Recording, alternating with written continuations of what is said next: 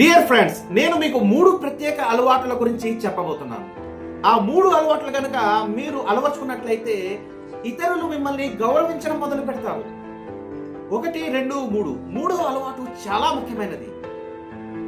మొదటి అలవాటు ఏమిటంటే ఎల్లప్పుడూ మీరు తక్కువగా మాట్లాడుతూ ఎక్కువగా వినటానికి ప్రయత్నించాలి.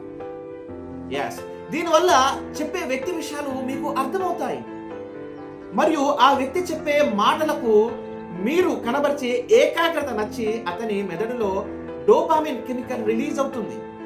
Someone is listening my words అనే ఫీలింగ్ తో మీపై అతనికి ట్రస్ట్ ఏర్పడుతుంది. దానితో అతను ఆనందపడి మీ పట్ల గౌరవంగా మెలగడం మొదలు పెడతాడు. Second habit is whenever you are consistent on your words, it will give you a respect. మీరు ఇతరులకు ఇచ్చే మాటపై స్థిరంగా ఉంటే అది మీకు గౌరవాన్ని తెచ్చిపెడుతుంది. ఎవరికైనా మీరు ఫలానా పని చేసి పెడతాను అని ప్రామిస్ చేసి మాటపై నిలబడి ఆ కమిట్మెంట్ ని పూర్తి చేస్తారో అప్పుడు ఆ వ్యక్తికి మీపై ట్రస్ట్ ఏర్పడుతుంది.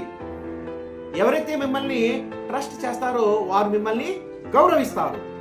This is second habit. Third habit is you must be a emotional intelligent. మీ నుండి జరిగే ప్రతి మానసిక శారీరక చర్య మీ కంట్రోల్లో ఉండాలి. మీరు కోపంగా ఉన్నా, బాధల్లో ఉన్నా, ఆనందంగా ఉన్నా, ఏ పరిస్థితిలో ఉన్నా ఎదుటి వ్యక్తితో నేను ఏం మాట్లాడుతున్నాను, నా పరిధి దాటి నేను ప్రవర్తిస్తున్నానా అనే కాన్షియస్ మనం ఎల్లప్పుడూ కలిగి ఉండాలి. దానివల్ల మనిషి రెస్పాండ్ అవుతాడు తప్ప రియాక్ట్ అవ్వడు.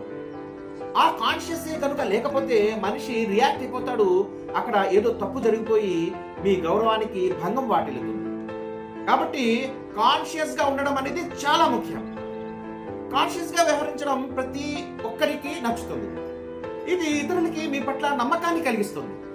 నమ్మకం ఉన్న చోట గౌరవం ఉంటుంది. ఇది third habit. First habit is తక్కువగా మాట్లాడి ఎక్కువగా వినటం. సెకండ్, ప్రామిస్ ని పూర్తి చేయడం.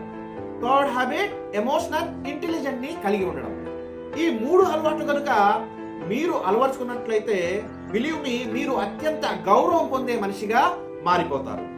So friends, make practice to learn these 3 qualities. జై హింద్.